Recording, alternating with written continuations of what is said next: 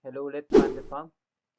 So, sa video na to is pag-uusapan natin yung mga possible movement kay Bitcoin since yung recent insight natin dito na inilabas sa public is nag-materialize, no? So, ngayon pag-uusapan natin kasi tapos ng halving, no? Proceed tayo. So, currently, ito tayo ngayon, naka 2-hour time frame tayo. Okay? So, as usual, as a price action trader, so, simple lang yung chart natin, walang masyadong maraming arte, no? So, sa recent update natin, so hahanapin lang natin saglit, no? Alright, so ito yung recent update natin. Na-drop ko to sa Tier 1 farm, no? So, this was April 18 na sinabi ko dito, ito yung possible na mangyayari kay Bitcoin. This time, approaching pa lang yung halving nito. And yun, sinabi ko dito is bullish momentum is already printed, which is itong down arrow white line na nakikita nyo, no? So already printed on our market structure, this is what we are waiting for possible first sign of reversal. Kasi papuntang weekend din yun. And sa pagkakaalam ko, yung weekdays nun is napaka tumal ng galaw. Grabing sideways, as in low volume yung market. So yun, nag-i-expect tayo na sa weekends gagalaw yung market and ito yung possible na mangyayari. And yun, so ito na yung chart niya ngayon. Nag-materialize yung insight natin, no? Which is the price drop down. Hindi siya bumasag dito sa baba sa kanyang recent week support. Hindi niya binasag. Nirespect niya yung insight natin. Although, hindi naman perfect na gumanon talaga, no? Although meron breakout, so nagkaroon ng fake out, bumalik sa baba, and then nag-pump.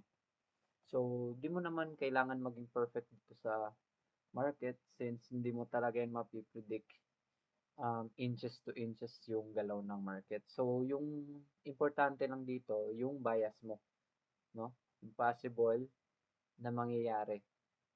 So, yun. Nag-materialize nga. So, kung baka magtatanong kayo, bullish momentum incoming. Coach, so ano yung possible or ano yung reference mo dyan? Bakit mo nasabing may bullish momentum incoming? So, by double-clicking this chart, makikita nyo yung external indicator natin, which is minsan lang natin yan ginagamit pag medyo tagilid na talaga yung market. Hindi na natin ma-identify in simple way. Since price action trader tayo, magbe-base tayo palagi sa market structure, tsaka anong sinasabi ng candlestick, no? So ngayon, ginamit natin yung external indicator natin, which is itong dalawa. And as we can see, if familiar kayo sa mga divergences, so the price is going down while the volume is going up. It means in major structure natin, pababa yung structure ng market, no?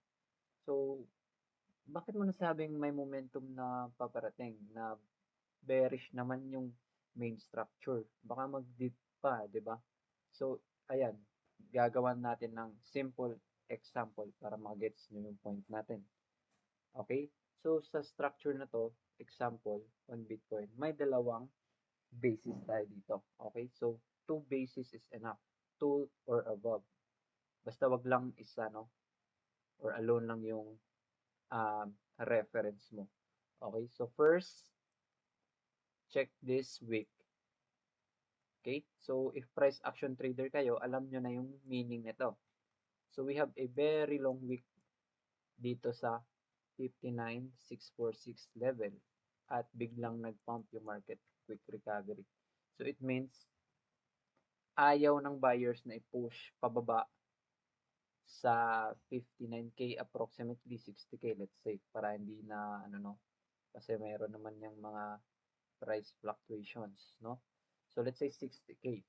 So dinidepensa ng mga buyers sa 60K area na mabasag yung support na yan. Kaya nagkaroon ng quick recovery pump. And nagkaroon tayo dito ng a short-term trend line resistance major, no? So dito pa lang, magigets mo na may malakas na harang dyan from buyers. So, at this moment, ito, nag-print na yung price na yan. So, naspat na natin na mayroong divergence, no? Bullish incoming. So, dalawa yung basis natin ngayon. Meron tayong bullish momentum, tsaka yung price weak rejection. Okay? So, ngayon, yun yung recent idea natin, no? So, sa nakaraan, or sa mga member natin ng tier farm dyan, alam nyo yung higher time frame, which is, na-update ba natin to sa public? Ito. Ito yung mga possible target natin sa taas, no? And as you can see, ito, observe nyo dito sa 8 hours, napakalakas ng bounce ng buyers dito, no? 4 hours silipin natin. Same thing, merong malakas dyan na buying pressure na pumasok. So it means, yung bullish momentum na na-spot natin dito is nag-materialize and na-sustain naman ng mga buyers. So ngayon, hindi ko masasabing ito.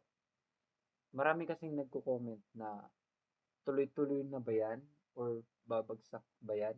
So sa mga sagot ko sa mga ganyan is hindi ko ma-generalize, no, kasi sa mga tanong na ganyan dapat specific kasi if tataas ba yan tuloy-tuloy in higher time frame or sa lower time frame, ganun. Kasi different time frames, umiiba din yung short term. Kumbaga kung sa short term or lower time frame, it means may long bias doon pero short term lang, no? Pero pag daily higher time frame, so yun.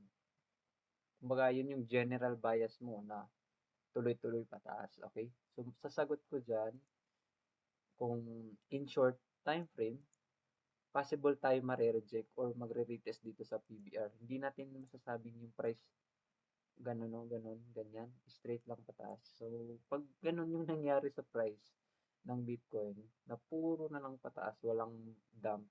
Kasi, if yung mga normal people lang, no, or hindi masyadong sa trading, kung yung price ganun, taas lang ng taas, syempre magiging masaya ka. Kasi yung price puro up na lang. Pero if nag-a-analyze ka talaga ng mga coin or gumagawa ka talaga ng mga TA, so consider yung galaw na yon as not a healthy movement.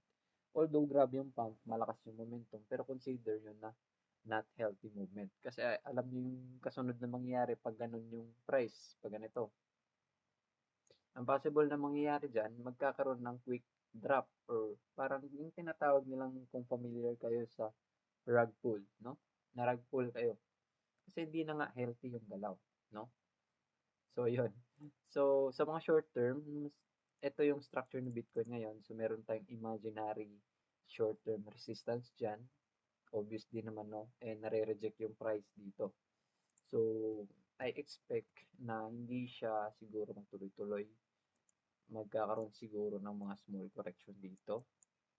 Saka tayo magkukontinue pataas if ever, no? So, ito yung basis natin. So, hopefully, Bitcoin will bounce on this PBR support, no? So, sana masustain yan as a support and ma-respect ng mga buyers. Sana di basagin. Kasi pag mabasag yan, that is the first sign again na yung momentum ng bullish recently is slowly invalidating or in short, humihina ulit. Okay? Lalo na pag binasag ulit yung 60K. Naku po, no? Kung 60K yung mababasag ulit, another cycle of sideways ulit. Kasi swing low na naman yan, no? So, if ever magko-correction tayo, so wag kayong ma-FOMO or wag kayong bang other term dyan. Kumbaga, nagpa-panic sell kayo kasi yun, bumagsak na naman. 'Di ba? Na di-distract lang kayo sa noises sa lower time frame. Mag-focus tayo sa higher time frame and make some technical analysis para planado yung mga trades natin, no? So, ito lang.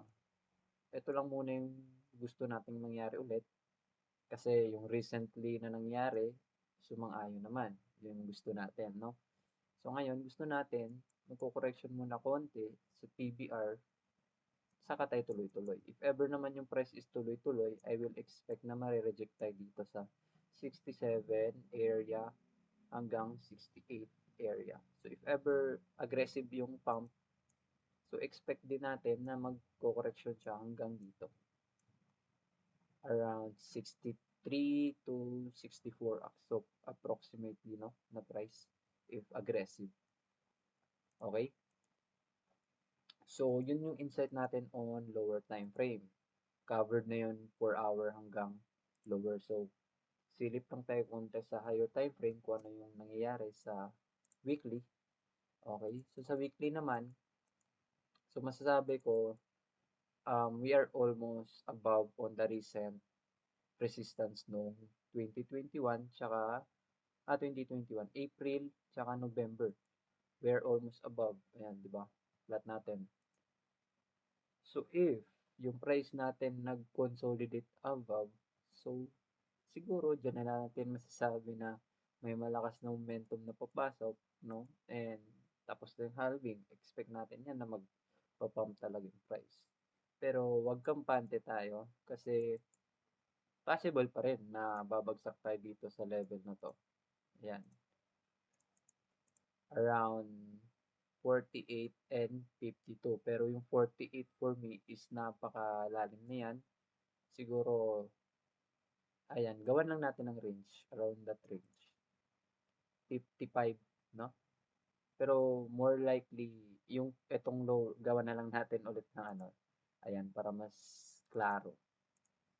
Ayan, yung red box portion is more likely siguro 20 to 30% maabot yan if ever magre-retrace. Pero yung obviously i-retrace ni Bitcoin if ever, no?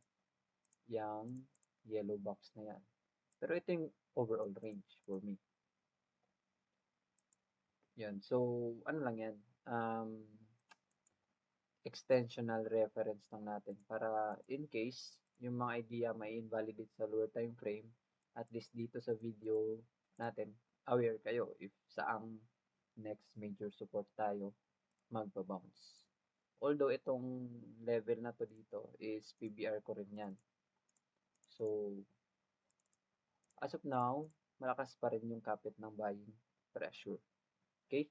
So, wag nyo munang isipin itong higher time frame, extension lang natin yan na reference. So, mainly, focus lang tayo dun sa diniscuss natin kanina. Okay? So, if any question, you can comment down sa ating video para sa next natin na update, gagawan natin ng video. Okay? So, question, suggestion, or any idea na mali or tama, ano ba? So, ayan, babasahin natin yan. Kasi di naman tayo perfect. Wala namang perfect sa trading. So, any idea will be accepted. Okay? Thank you.